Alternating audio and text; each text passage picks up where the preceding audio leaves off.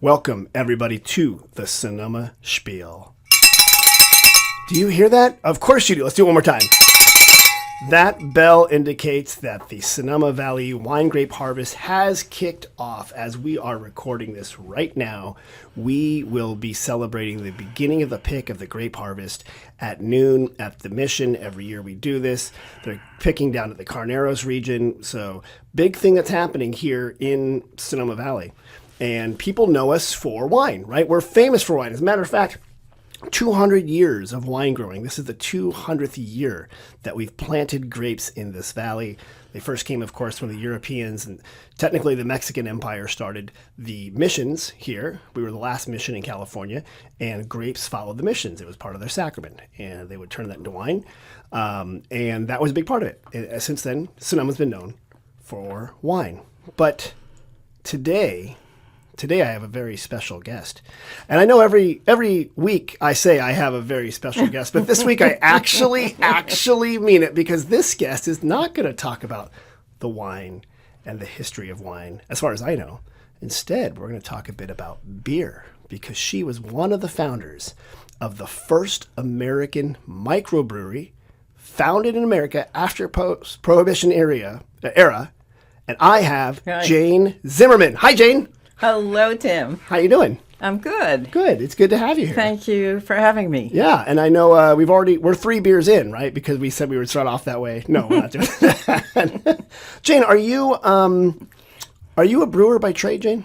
I am not. You're not. But I was. You were. For a brief shiny moment. For a brief 3 years. Brief 3 years. So we're going to talk that if you go to 8th Street East and Denmark Street, which is on the way to Gunlach Banshu Winery. Yes. For most people who know that area. There is a small blue plaque that sits up there commemorating what you started, which is a brewery called New Albion Brewing Company. Exactly. And what was New Albion Brewing Company? Tell me about that. Well, it was the brainchild of Jack McAuliffe. Okay. Who got very excited about making British-style beer. Okay. When he was in the Navy in Scotland. He learned how to make beer. Okay. When he was an engineer. Okay. He was a guy who could make anything. And he ended up in Sonoma, working for some friends, helping to build a house, when he met my dear friend Suzy Dennison, the third of us, 3 of us, we were the culprits. And we ended up sitting in the driveway of my house on East Napa Street and talked about how we could fund a small brewery. He was so excited about being able to make, because most beer is lager beer, at big companies. So he told us the story of how he tried to do it in Calistoga. I don't know whether a lot of people know that. I don't know this. But he did. He wanted to do the brewery at the Calistoga Water Works. Oh, okay. And they were interested, but the city fathers of Calistoga didn't want a brewery in town. So, I botched that idea. They thought it would bring down the fine name of Calistoga. I don't know what they were thinking. That we'd be using sulfuric water or something. But he was dead set on doing this. Okay. And so he and Suzy had become good friends. And so he introduced the idea to me. Okay. And we said, okay, let's do it. So we put up $1,000 each. Okay. So, and this was back in like 1976. This is 1975. And $1,000 was worth a little bit more than it is now. Exactly. That was a fair amount of change. You were probably pretty young in 1975. I'm not saying you're not young now. We're all young and moving through time. But how old were you at this time, if I could ask? I am 81 now. Okay. So here you are. You don't have, I'm assuming, in 1975 a big nest egg. You're like, let's just do something crazy and start a brewery. Exactly right. It seemed like such a crazy and fun idea. Okay. And so Jack found a location, which was the old Batto. Okay, so tell me about the Batto. In Sonoma, the Battos are kind of famous for what was out there. So what was it like out there? It was just these huge fields out there, but the Battos had a a fruit processing plant. And so it was their old fruit processing plant, that building that we rented to create inside that building. A very small brewery. Very small brewery. I know the Battles also, just on a side note, they have a bunch of airplane parts too that they've kind of put in the corner over there. Somebody else has done that, but there's a bunch of old airplane parts. It's all John Batter stuff. Yeah, there's like tractors, there's like propellers, there's wings. There's wings. When you try to find there, I'm like, is this assemble your own aircraft club or something? Yeah, it's a weird spot. So you guys are there. You're in this old fruit drying shed. Exactly. And there weren't a lot of books about how to brew beer back then, were there? Or were there? Were there people around that said this is how you do it? Well, he knew. Jack knew how to do it. Okay. But what we had to do is create the building inside the fruit drying shed. So we were up on we were hanging sheetrock. Okay. We were creating rooms inside this shed. Okay. You know, one was, the brewing room. Right. And another one was for bottling, and another one was for aging. And so we created, it was like creating a set. Right, like inside a bigger barn, essentially. Inside the barn. And so while Suzy and I were doing a lot of construction, which we... Did you have a background in construction? Yeah, right. So I'm assuming you did not grow up doing construction. No, I did not. Okay.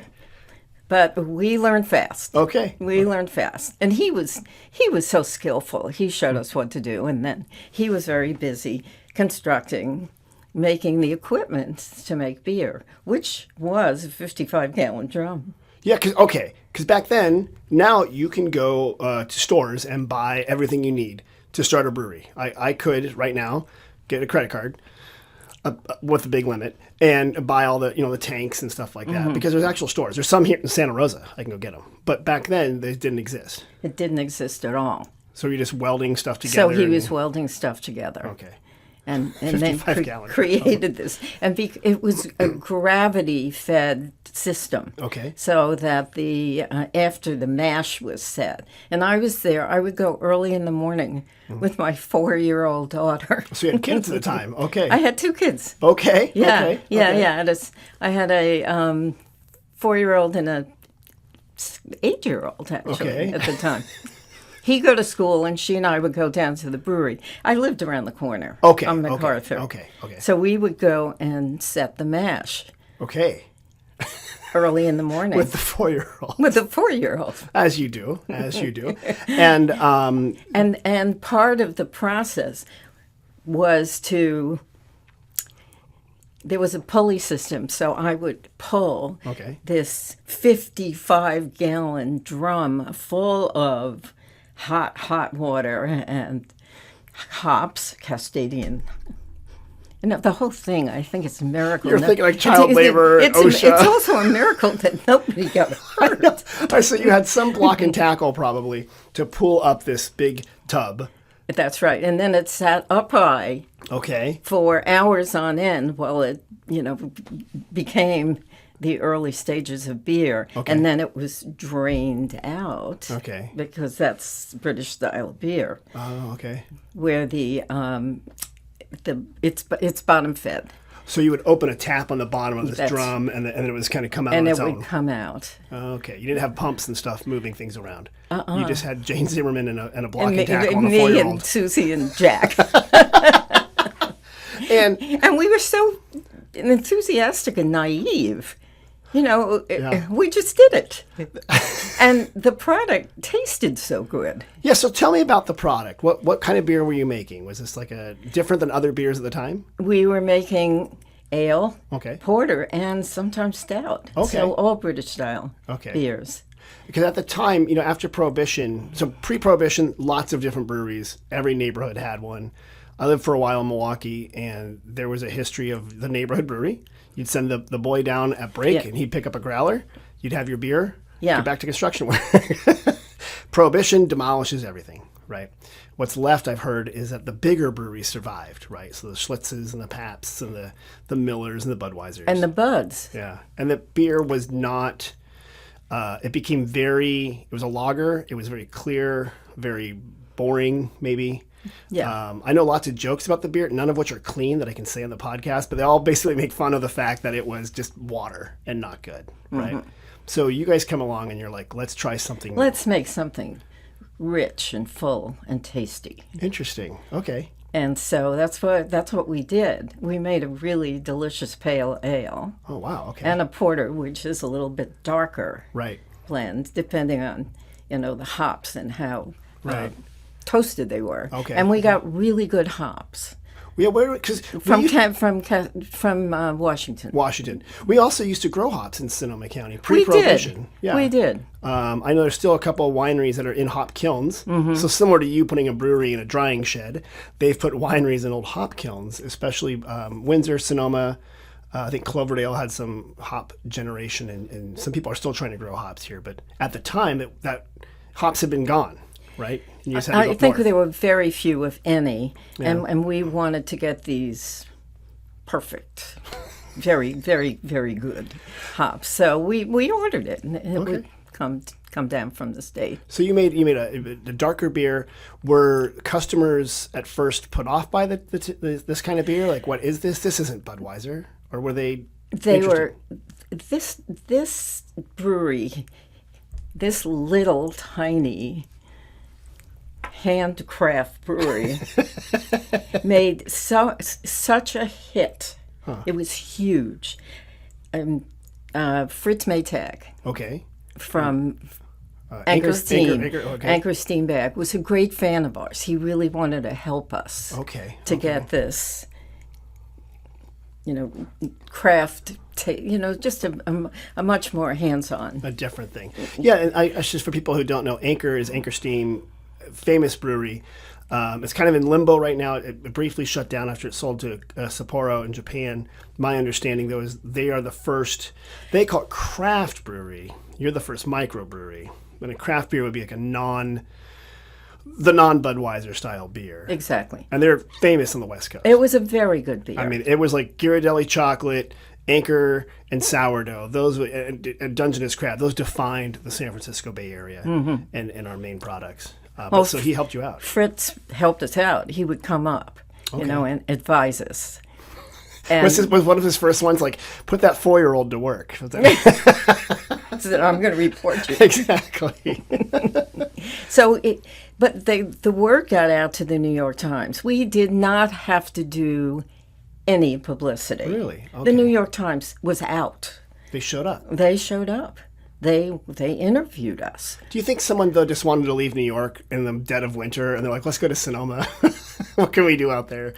They're always looking for a novelty. Everybody's always looking for a novelty. So they were looking for a good story. They found you guys. They found Or us. actually, your beer was so good that it got out to them. And so they just show up one day? They did. They showed Okay. up when they made an appointment. And they showed up. And They went out the drying shed? the place kind of looked cool. Okay. By the time it was fully created. Right. And where were you selling your beer? How did people get it? We just sold it locally Okay. at first. Okay. Just in like Sonoma Market. Oh. And then at the, Sonoma's Best. All right. Which used to be, I wish I could remember the name of that place. Well, if this is true Sonoma storytelling, we'd have to go through 5 different iterations. And then someone will remember, no, that used to be. But it used to be. Right. But we sold a lot of Down it out there. Off that is off 8th Street East. Exactly. So about a mile north of where your brewery was. So, Right. And then the beverage shops, Okay. So just all local stuff. all local at first. Okay. But then, because the name was growing, people wanted it in Santa Rosa. They wanted it In the big city. Petaluma. the big city. So you had to drive it 30 miles away and drop it off there. Yeah, and we had we occasionally, I think we did two brews a day. Okay. Because 55 gallons, Right. That's not a lot of beer. it's not a lot of beer. So did you ever get bigger drums, or did you always stay in 55 We gallons? always stayed in 55 For gallons. real. So you had these real. really small Honest- batches. Honest to This God, is a small. microbrewery. This is It literally, was truly, you could literally do it in your garage. It was truly a small microbrewery. Okay. So it blows up. People know about it. You have this name, New Albion. So it blows up, and people know about it. And then there are investments groups interested in us. The Wall Street crew showed up with their briefcases of Well, cash. Napa Valley Bank. And they said, you could make more if you had a 56-gallon drum. No, what? So other outside investors were interested in They were investing very in interested in expanding. this. Okay. And how did that affect you guys? And how it affected us was, pretty dramatically, because Jack, who owned 51% of the brewery, refused to give up control. And so every proposal that came along said, of course, you'll be our brewmaster, but we're in charge. Oh, right. And he said, no. I am. This is a small, closely held corporation, which is what it was legally. Right. And he refused to allow it to expand. And so, in the end, there was money borrowed to expand it a little bit. There were big plans. We were going to become a brew pub in Glen Ellen. Okay. But that required a lot of money. And there was money borrowed, but nothing, it never materialized. And in the end, it kind of whimpered out. Oh, really? Yeah. Not with a bang, but a whimper, huh? Yeah, it wasn't a bang. It was a whimper. Okay. And that was, I think it was around 1982 or so. 82 is when it was over. Really? And also, I think there was a recession at that time. I have to remember nationally. Not that I don't know how that affected the beer or not, but maybe the economy was turning a bit or something. You had about a 5-year run. Yeah, about 6. 6 years of starting small, getting noted, investment comes in, decision time. And then it doesn't work. And then it doesn't work out. As it is with a lot of businesses, Right. It has to do with personalities. Yeah, absolutely. And especially when there's a passion project, right? Yeah, that's right. It's a And big it was thing. something he couldn't let go of. And he was brilliant, but he was difficult. I've never met him. I know he is still alive, although I think of ill health. I'm not sure. He is in ill health, yes. But I have heard cantankerous thrown around more than once. That's not inaccurate. What? So Jane, immediately after that, you went to go work for Budweiser, or what did you do after? But Budweiser also was very interested in us. Oh, really? Because we were invited. We went to the big Budweiser plant in Fairfield a couple of times Right. as guests. Oh, that's kind of nice. Yeah. Okay. Come and see our They didn't operation. They didn't hide everything from you. They're like, don't let them see the secret formula. Everybody loved being on the bandwagon. It was one of those things. Right. It was just one of those. It hit hard and it was hot, and then its time was over. its time was up. But in the meantime, I had gone to graduate school, so okay. I went to Sonoma State. Go go Cossacks at the time. Now Seawolves. Go. So you went to Sonoma State for your undergrad. No, Oh. I was already a grad. Oh, you were? Okay. I went for a master's in psychology. And so I was prepared not to have to be a brewer for my entire life. Just the backup was to have a psychology and do counseling. So now are you in that field now? And I have been for 45 years. That's why I felt so at ease when you walked in the room. Did you? Yes, you were asking me how I felt. And I opened up to you, and it was very heartwarming. No, so currently you practice as a therapist. I do. Okay, that's very good. And I have obviously for a long time. For a very long time. Okay. Yeah. Jane, are you from Sonoma originally? I am not. Where are you originally I was from? born in Manhattan Okay. and raised in Brooklyn. Yeah, I was hearing a little bit of the accent in the back, but I didn't know. I was raised in Brooklyn and then Long Island. Okay. Long Island. Long Island. Then I went to school in Cleveland, Ohio. Oh, you did? I did. The Mistake on the Lake. Where did you go to? Was it Case Western? Case Okay. Western. Cleveland's actually a nice city. I know we all just like to make fun of it. It's That's a what we nice do. city. It's It was nice a great. It was a industrial great place to go to college. city. Yeah, and then. And then I met my ex-husband Oh, okay. in Cleveland, Oh. and we moved out here in 1968. Oh, wow.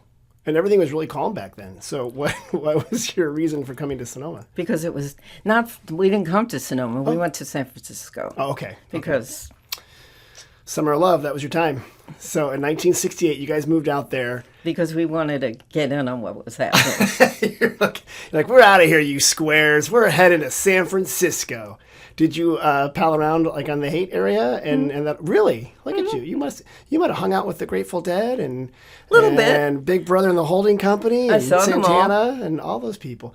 It's funny. I was with my daughter, 17, and she took the bus.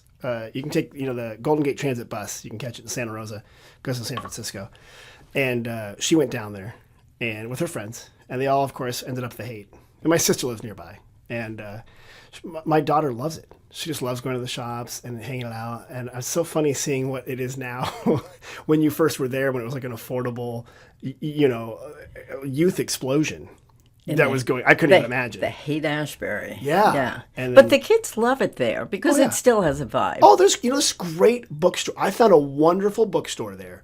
There's two great bookstores there. They're right next to each other. But it's full of amazing paperbacks of just gothic horror, science fiction. It's like one of those typical San Francisco weird stores that wouldn't work anywhere else. Like if you slapped it into Cleveland, it probably wouldn't make it. It might make it in the Village in New York, but like the Haight-Ashbury, it was so fun. Just discovering all and watching through my daughter's eyes, this discovery and what's going on there. The musicians playing outside. Well, watching it through the eyes of young people it's exciting. What was your feeling of San Francisco when you first got there? Oh, I thought it was. First of all, I thought it was like summer all the time, coming from New York, and I couldn't believe how you could be outdoors all the time. I fell in love with it. We moved into the sort of the Upper Mission District. Okay. And I had then one child. Oh, you did? Oh, wow. Okay. Yeah, 2.5 years old. Oh my goodness. Okay. Yeah, so it was very exciting to explore this new city. Right. And to kind of get involved in what was happening at Golden Gate Park. The Black Panthers were happening in Oakland. In Oakland, right? Huge movement there. And we used to go to their meetings. Right. And we just kind of had a wonderful couple of years of more or less playing. Right. We both had, Michael and I both, had our BAs. Okay. So we finished college. Okay. And this was just our time to drop out, much to our parents. Yeah, were they worried about you at the time? Of course. Did they come out and try to grab you back? Like, you're going back to New York? No. And was your ex-husband, was he from New York as well, or was he from Ohio? He was from Ohio. From He Ohio. is from Ohio. Oh, I guess so, yeah, okay. Yeah. Interesting. But it was interesting to take that time out and to not pursue careers. And then we moved to Mexico for a year. Oh, I forgot to mention what were you doing in that. Mexico? Where'd you go? Guanajuato. Oh, yeah, okay. Guanajuato, the city of Guanajuato, which is near San Miguel Allende, Okay, yeah. a more well-known town, in that central high plateau. Yeah. And we lived there for almost a year. So they're known for like there's silver down there, I think, or something. There's like a lot of craftsmen. They actually mined 3/4 of the world, the Spanish who settled that area mined 3/4 of the world's silver from Guanajuato. I did not know that. Okay. Yeah. So did you learn Spanish when you were down there, or pick some up? Poquito. So you moved from San Francisco to Mexico, to the high plains of Mexico, and then by that time you have one or two kids by then? Or? Well, just one. Okay. And then we came back to San Francisco briefly and moved to Healdsburg. Oh, okay, back when it was prunes, really. And I mean, there's grapes, but it wasn't what it is now with the wine industry and tourism. It was such a dinky little one-horse town. Redwoods and Hell's Angels. Yeah, that was kind of, I think I just gave you the official 1970s tour of Healdsburg. And we lived right on the river. Okay. On the Southfitch Mountain Road. Oh, yeah, that's And beautiful. that's when my husband went to graduate school. He was the first to go to Sonoma State. Okay. And he studied psych, and I got really interested in what he was doing. Right. So I then applied for their psych counseling program. Okay. And that's what I did. I went to graduate school at that time. At Granola U, as they used to call it. And I was Granola U. There were these giant fields with these big buildings plopped down in the middle. For those that don't know, Sonoma State's in Rohnert Park. And now Rohnert Park is a family-friendly town, but at the time it was actually a seed garden. They grew a lot of flowers and seeds and lawns and farming. And then the CSU, the California State University system, said, that's where the newest campus is going. Because it was a pretty new campus. I think it opened in the 60s, right? Brand new. And it was sort of the hotbed of humanistic psychology at the time. Yeah, it was which was all part of the whole movement from Cleveland out. Yeah. You know, it was exciting and evolutionary. That's amazing. Yeah. And now Sonoma State has the Green Music Center, and it's like, it's definitely matured as a campus. Oh, it sure is. I remember seeing the photos of just empty field, that one hall, Stevenson Hall, I think it is. Stevenson, yeah. And then kids throwing frisbee. That was the school. I don't even think there were dorms back then, or maybe not a single one. Yeah, not amazing. A single dorm. They must have just you know, so kids were living in houses, just wherever. But a bunch of chicken farms were out. There's like chickens and turkey farms. It was small, you know. Right. It was small, but that's what we did. Okay. We came back from Mexico and got educated so that we could. We knew we had to do something. Hey man, we needed jobs. we needed jobs. So from Healdsburg, how did you end up coming to Sonoma? Well, our wonderful house on the Russian River was a rental, and the owner wanted it back. Okay. And then we had some friends from Sonoma State, and they said, "Oh, we know about this great house in Glen Ellen. How about it?" So we went. That's how we got to the Valley. Moved down to the Valley. We moved to Glen Ellen. Okay. And then I know, speaking of Glen Ellen, I think at one time, it's since been closed, I think there was a brew pub there that the Benziger family was starting. I got to go back and look. But they did. I think it did, yeah. The Benziger family tried it. Yeah, I think it kind of where spun off. Where Imagery Winery is now, right? That's right. And it failed. Right. Well, that is, it didn't become profitable, and they closed it in less than a year. Oh, really? Okay. Because it wasn't making... It's a hard business. It's a hard business. Sure. Let me go back to the brewing thing real quick, because you were, a pioneer essentially. The three of you, with Jack and Suzy, and starting this up. Do you think young people now, is there like an opportunity for them to do something like that? You know, in the current condition, would somebody, there's three kids in their mid-20s, I'm assuming you were, or late 20s? Late 20s. Just starting up a brewery or a winery or something like that. Like, what did that take? It just seems like it's so... Well, like you didn't know enough, so that way you didn't know you could fail, right? Exactly. That's... we were riding on enthusiasm and a few bucks. I mean, right. Even my brother invested. Oh, good for him. And so did my father. Okay. But $1,000 at a time. Right. Well, that's impressive. But we didn't realize that it would be difficult to take this small, very small craft and develop it into a really viable business. But there were business people who realized that could very easily happen. And it could have easily happened. Right. Except that, there was this, he was your captain.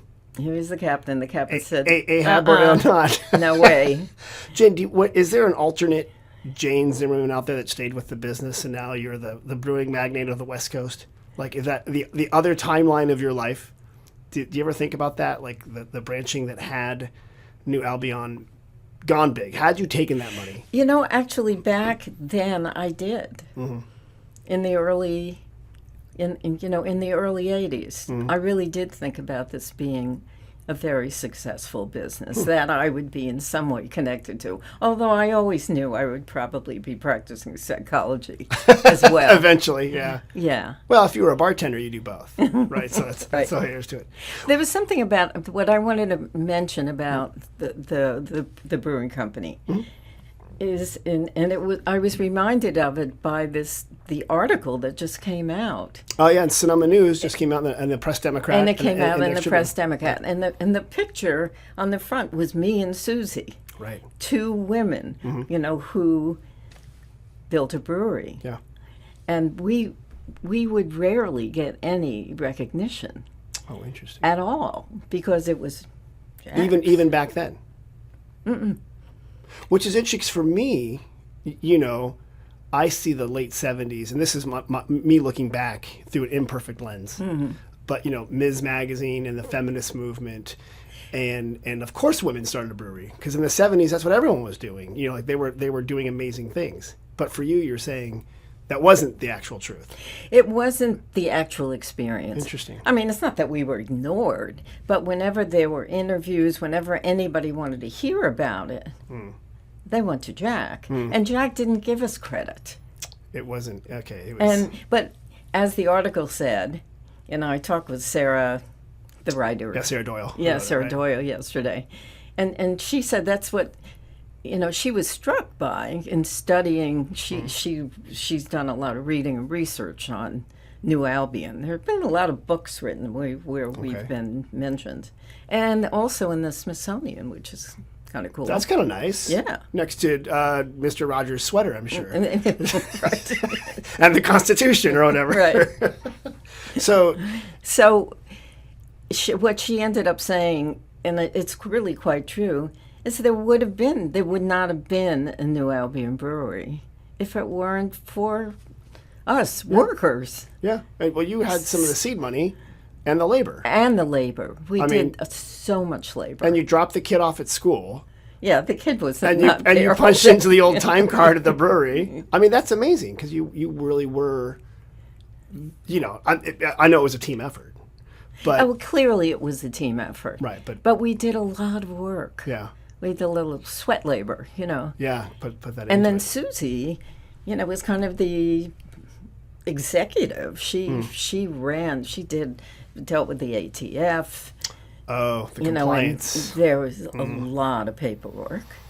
Yeah, God forbid you boil some malt and barley and hops, and then and all of a report sudden, it. and then all of a sudden you have to do paperwork. Yes, isn't that funny? A lot of paperwork. So she did a lot of the back end business stuff and the filing and things like that. Exactly. And then Jack kind of had this vision for a brewery because he had been in Scotland, you said, through the Navy, and gotten inspired to make better beer. He was just dying to make beer. Really? He really. Yeah, that's how he got us. He hooked us. He just came and said, "This stuff's amazing." Was your family big beer drinkers when you were a kid? My father. Okay. Yeah. I mean, this was, I guess, way before we were drinking wine. Yeah. I never even knew about wine. Really? Until I came out here. Really? Your parents weren't wine drinkers then? No. Okay. No. My father drank beer, whiskey, and, Okay. typical 50s businessman. Yeah, good man. There you go. You come home, have his first cocktail. Exactly. Did he work in the city then? He worked in New York. Okay. And then did your mom work, or did she stay home or work at home? My mom she did both. Okay. No, she was a stay-at-home mom for a while. Did not like being a stay-at-home mom. Yeah, that was not her thing. It's funny because for a while that was pictured as the idyllic thing, and then like Betty Friedan and people talking about how, hey guys, this actually isn't that fun, right? There's not a lot of fulfillment. Well, she was for some people. She was trained as a teacher, so really? she did substitute. Oh, good for her. Teaching, and she found interesting jobs. Right. Okay. And she was much happier. Did your parents remain in New York when you guys moved out here? They stayed back there? Okay. In fact, that's a good question. My parents did move out here. Oh. But they went from New York to Florida. Okay. As you do. As you do. Very typical. And let me guess, if they're from New York, they probably went on the East Coast of Florida. Because if you're from the Midwest, they tend to go on the East Coast of Florida. That's exactly right. They went to Delray Beach. Okay, very good. Near Fort Lauderdale. Right. So that's where they were. And they go back and forth, of course. Then they decided to sell the New York house. And as my mother was aging and not doing well, I was constantly flying down there. I said, Dad, I can't do this anymore. You have to move here. Right. And so my parents, at 90... They moved out to California. To Sonoma? Or where did they move out to? To Sonoma. Oh, great. Okay. Well, good. You can have them to Sonoma Hills on MacArthur Street. Good spot. Not far from where your brewery is, or the marker is now. So I ended up spending the last years. I felt very fortunate that I had a chance to be with my parents at the end of their life. Yeah, that's very good. That's a. So yeah, they did move to California. All right, so you got them out here.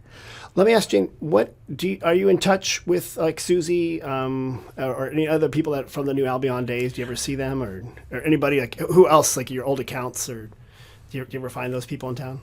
I am always in touch with Suzy. Oh, okay. We bonded. Oh, great. And she doesn't live in Sonoma anymore. She moved to Seattle in the late 80s. Oh, they all did. All right. And, there she is with her fleece vest and salmon having a good time up there. Got it. So you're still in contact with her a lot. I am great. Constantly in contact with her. Suzy and I have traveled the world together. Really? You guys could have been done beer tours for people. You could tell your story. It's really interesting to be talking about and thinking about the brewery because it was so out of my consciousness, for a long, long time. Right. It was an amazing experience. The end of it was very hard. It was disturbing and upsetting, just the way it failed. Right. And, then I went on to have another kid and right. Raise my family and have a career. And so New Albion wasn't that big a deal to me. Right. It's just that when the interest, started coming up about, the interest in craft breweries has been around for, 25, 30 years. Yeah, I mean, but it did go away, right? Like you said, in the 80s and the 90s, it kind of went away. But it really came back. It did come back in the late 90s. And the historians and all the... the beer historians. I'm going to bring that up right now at the Museum of Sonoma County. Right. They have an exhibit called On Tap, Sonoma County Hops and the Beer Revolution. It runs through September 1st, so there's still time to go see it here. You're mentioned there. There's a great exhibit. It's a beautiful old building in downtown Santa Rosa. I'm ashamed to say I haven't been there, but I will go. You should go. We still have time. To go. Now you have to. Not only do you have to go, you have to get a photo in front of your exhibit because I know there's bottles of New Albion Brewing and there's information about this whole story here. Probably our logo on I think there's logo there. It's funny how many people collect beer memorabilia that donated it because I was looking at the exhibit. They got stuff from all over. And a matter of fact, I'll bring up a local brewery here in Sonoma County, Russian River Brewing Company. They have one of your old New Albion signs. Oh, they sure do. They sure do. Natalie and Vinny over there. I go up there. Yeah, that's a great spot. Oh, yeah. I live right by the Windsor one. And it's a fun brewery. The Santa Rosa one has a great feel for it. And they have pizza bites, which is my favorite because it's really good little pieces of pizza cut to pieces. I was there a few months ago when Pliny the Younger came out. Did you have to wait in line, or were you royalty? Well, I saw the line. No, I wasn't royalty. Oh, no. Nobody let us. Natalie, I'm going to call her. So you went. So the line, people line up. Is the line February was so March? long. I thought, what the hell is going on here? It was down one block and another block, and we thought. I was there with my cousins who adore beer from Seattle, and so we were going to go up there and have a beer and have pizza bites. Right. And we saw this line and we thought, what? So I go in to the right inside and say, what's going on here? She said, oh, Pliny the Younger. She had no idea who she was talking to. So we ended up walking down. We did not wait. She said the wait was 2.5 hours. Yeah. Okay. So we went down the street. Right. There's other to this French restaurant. It was delicious. Yeah, Augie's French. That's a good one. That's a very good one. You're right. Well, I was going to say, from New Albion, you can trace a tree of craft breweries throughout the North Bay. Up at Mendocino, Red Hawk, I think, Red Hawk. No, I should have written that down. Mendocino Brewing Company. Sorry, Mendocino Brewing Company, the Red Tail Ale. Thank you. Those guys were our brewers. So they learned from you guys. This is similar. Starbucks and Pete's Coffee are related. Yeah. You guys spun off, and all these other, begattings have begat these, have begat that. We now have in the North Bay a lot of really good breweries. We have a lot of good I mean, beer. Yeah. I've got, let's see, Hen House Brewing is down here in Santa Rosa area, and they're really good. I did go to Sonoma Market right before this and bought all these. Racer 5. I don't know Racer 5. So Racer 5 was up in Cloverdale and then in Healdsburg, and they're kind of known for their big IPA. And then Lagunitas, which is in Marin. Right. Well, it's in Petaluma. It started in Marin and then it moved up to the Petaluma area. They make famous beer up here, but there's breweries everywhere. We have Sonoma Springs down the street. Sonoma Springs, which I also hadn't been until my brother came. Until he dragged. It's a half mile from here. It's right there. It's right there. My brother says, "Oh, let's go have a beer." I Yeah. said, "Oh, let's go to this brewery."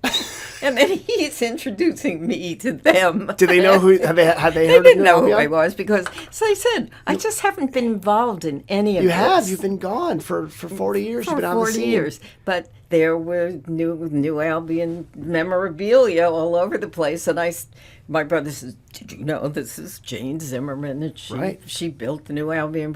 They said, "Oh, really?" Well, and then we were guests. Oh, that's fantastic. Did you tell them there's a historical marker? You should tell them. Say, get out there. Do you know how many times I drove out there to find the historical? Because, do you know Jimmy Patrick is a friend of yours, James Patrick, friend of yours?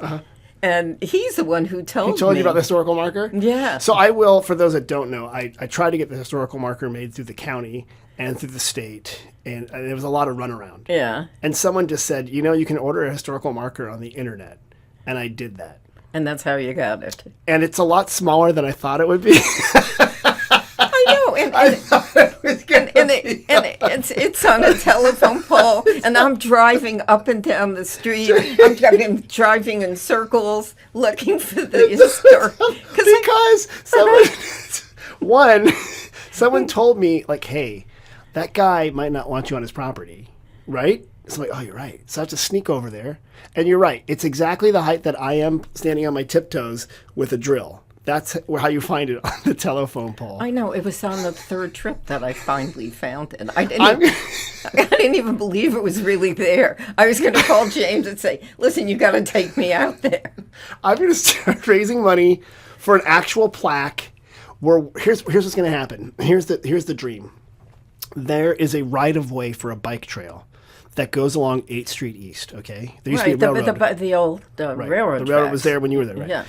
So there's a couple more pieces that need to be seeded to finish that trail. And then what I would like to do is to apply to put one of those actual, big rocks with a plaque in it along that bike trail. Perfect. On that corner. That would be really nice. Right. So I knew the way to get this started is to prime the pump with an internet-ordered, very small index card size blue sign. But when that does happen, I hope you do show up for that. I will. Yeah, and they'll go right past the old house and everything. I have to say, I've really been enjoying all of this. reliving of the New Albion days. Yeah, no, it's been great, and I love people getting excited about it and reading all the histories and the interviews. And now this is part of the history, right? The second we put this out, we've added to that historical record. So that's kind of neat. But so how does this? What happens with this recording? This podcast right here? Yeah. Well, first of all, my mom and dad and my friend Larry are going to listen. And they're going to say, you did a good job, but you messed up here, here, and here. Because I get that So feedback. you edit it. We do edit it. A guy named Timothy will edit it. A guy named Austin's going to edit this stuff right here on the video. Okay. And it'll go up on the podcast. And people can listen to it anywhere they get podcasts. So like you go on your phone, like your iPhone. Yeah. And you can go to the podcast app and you can find it. It's called the Sonoma Spiel.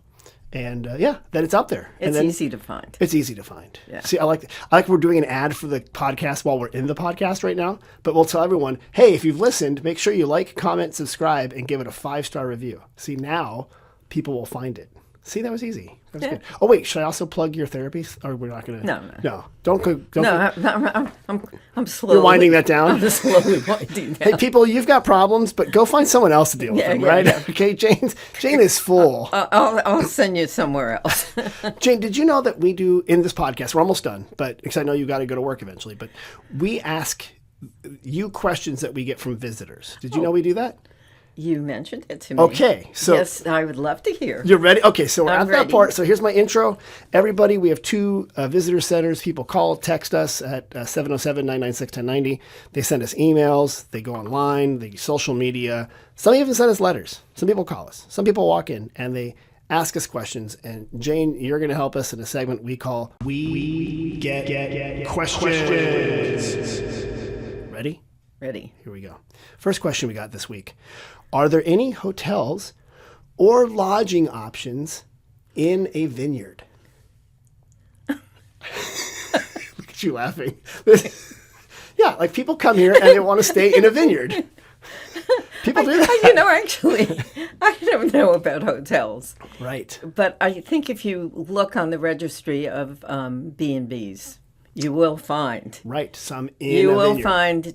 definitely find some VRBOs yes. in vineyards. In vineyards. And one for sure, Beltane Ranch, which is a beautiful property. It's a farm. It was a ranch. And there's a vineyard. Yeah. There's also really big cattle out there. And it's a beautiful yellow farmhouse. When you're going up in Kenwood. It's or in, Glen Ellen, right Kenwood. past. It's right before Kenwood. It's in Glenwood. Yeah. Yeah. Glen- It's in Ken Ellen. That's It's between the two. Okay, so that's one of your questions. That's a good one, right? Also, the Kenwood Inn and Spa isn't in a vineyard, but directly across the street are vineyards. It's beautiful. It's gorgeous up there. It's gorgeous. And I also got to say, if you are going by the new Albion Brewing Company historical marker, which is very large and easy to find, there are Yeah. places to stay within a mile or two of there that also have views of vineyards. Yeah. So, yeah. There are lots of B&Bs. Lots of B&Bs. Yeah. There's a lot of them. Okay, good job. You answered that question. You're hired. Second question. We just got here from Wisconsin, and we want to head out to Jenner, where the Russian River goes out to the ocean. Yes. But how long does it take to get there from Sonoma? An hour. It is about an hour. About You're an right. hour. It is, and not only it's so beautiful, And it's a because beautiful drive. You take River Road. River Road, which is it's actually called Highway 12 all the way through. So Highway 12, and then it changes eventually, and it's Highway 12 all the way out. I think. Yeah.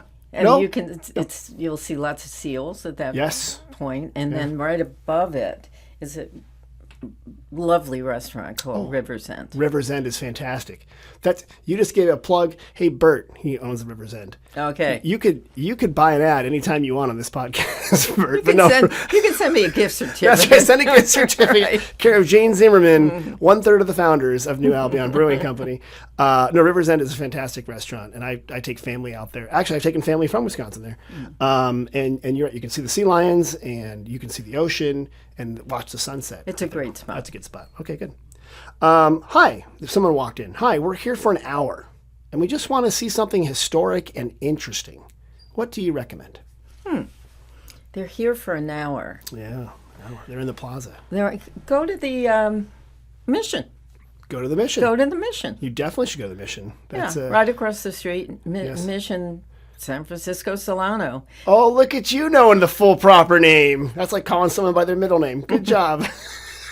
Right. There are some beautiful paintings in there Mm-hmm. of missions, Yeah. and there's a lot of history. Yeah. And you didn't go to 4th grade in California, so you didn't I did learn about not. the Mission, but your kids did, it sounds like. Yes, they did. So going in 4th grade, you learn about California history, and the missions are a big part of that. So good. That's exactly it. You can do the Mission. There's also the Toscano Hotel, which was built later, but it's on the same property. And the barracks where the Mexican soldiers were. And the Mexican soldiers were protecting us from the Russians, who had their own fort at Fort Up Ross. north. Yeah. That's right. They actually weren't protecting really from each other. They were protecting their own settlers from trading with each other. Because we had to trade with the other Mexicans, supposedly, and the Russians had to trade with the Russians. But there was a secret mission to meet, and they walked there from Sonoma to Russia to trade. So, do you know about the Camino de Sonoma? Tell me about that. What is that? Because I've just found out recently about it, having been interested in The Camino de Santiago. Santiago. And but it's from Sonoma to Fort Ross. Yeah. In these 8, 9, 10 mile segments. Right. And there's a whole group of people who That do the walk. that do it. And That do the walk. It reenacts when there was a party of people from Sonoma that trekked all the way to Jenner north of Jenner to Fort Ross Yeah. to meet with the Russian settlers up there. Oh, so that's what the origin is. That's of what. it. Yeah, I never knew that. There Yeah. was a group that set up, and they weren't actually all Russians. I should say some were Russian. A lot of them, though, were. It became Russia eventually, but they were from the kingdoms of that area, and also a lot of Inuit and Native people and indigenous people from Alaska and Seattle, because the Russians were trading all along that coastline. Yeah. So yeah. at that fort, it's very interesting, all the different cultures that live there. It's a good exhibit out there, too. But okay, the Camino de Sonoma. Let's do it. 2 more questions. Ready? Is there a way we can hire someone else to drive our car while we go wine tasting? Is that a thing? It's a good question, isn't it? It is a good question. It's a great question because you shouldn't be driving around You should not be. if you're tasting Right. a lot of wine. Right. But how do you hire a driver? Well, there are chauffeur services, There are chauffeur services. There are. So there are definitely companies that will town cars. town cars, and they'll drive you around. Pure Luxury, California Wine Tours. And then there are Platypus the tours. organized tours. But Platypus if you tours. just want to go in your own No, private... let's say you have your own private car. And you know what? I'm going to give you a hint. There is a company. It's called Destination Drivers, and they will drive your car. Isn't that interesting? They will come here and drive your car and do the tour with you. So it's kind of neat. Kinda neat. That's, Destination Drivers. So the answer is yes, there is a way you can hire someone else to drive your car. And it's different than hiring an Uber. Right. Because sometimes when I get to the new wine country, I'm like, the best way to see this would be in my own 2004 Camry. But I want someone else to drive me. That's what you can do with Destination you Drivers. love your car. This looks like so much better from the backseat of a 20-year-old Toyota. Okay, final question. Hello, my friends and I will be staying close to the Sonoma Plaza and looking for an outdoor restaurant that will accommodate our group of 8. It's for my friend's milestone birthday. Oh. Yeah, so an outdoor restaurant near the plaza, 8 people. Milestone. Well, this is EDK. That's a great one. Eldorado EDK Kitchen. patio. Great. That patio is fantastic. The patio is lovely, and it can easily accommodate 8 people. Absolutely. Easily. Yeah, there's a lot of space. The girl in the fig could do it. Across the street, girl in the fig can and do it. so could Swiss. The Swiss has 3 lovely gardens, all actually almost on the same garden part of the plaza. And you're absolutely right. So Eldorado Kitchen, Girl in the Fig, Swiss Hotel. And then there's a place at Jack London Village in Glen Ellen. The Mill. The Mill. Have you been there? Yeah. I went there, and they had like this Malaysian noodle soup that was so good. Food is really It good really there. is good. It's You know, interesting. Good food. The Mill is a good one, and it's not in a plaza, but it's overlooking Sonoma Creek. It's a beautiful center. Yeah, you got the redwoods there, and the trees, and the oak trees, and it's shaded, and the food is quite good. And a couple different winery tasting rooms there. Yep. Dane Cellars is there, and Exactly. Schermeister and stuff like that. So yeah, good. All right, see, Jane, when you decide to wrap up the therapy gig, and if you don't open a new brewery, you could come volunteer at the visitor center. I'm just letting you know that. So all you have to do is do what you just did right now. Jane, you answered all the questions correctly. That could be fun. Yeah, see, you would love it. I think I would love it. 'Cause Uh-huh. I know this town so well. Yeah. And it's been my life. I feel like I lived a lot of lives in this town. You've had a lot of different chapters. Yeah. That's definitely Yeah. way to look at it. Well, Jane, it's been wonderful to have you on the podcast. Thank you so much. So- It's been delightful. Thanks for coming, and I normally give out the website for people to find your business, but we've decided not to come here and do the destination therapy session because that's kind of different. So we'll just tell people, go look up the history of New Albion and make sure you understand that Suzy and Jane were part of the team that started and maintained and built that business. Built it. We built it. And literally with their own hands, a 55-gallon drum at a time, making something wonderful. So thanks for coming on the podcast. Pleasure. Thank you. Thanks for inviting me. For everybody else, thanks for listening. Make sure you do like, comment, and subscribe. Mom and Dad, hope you're doing well. Larry, thanks for listening. We'll see you guys next week. Bye-bye.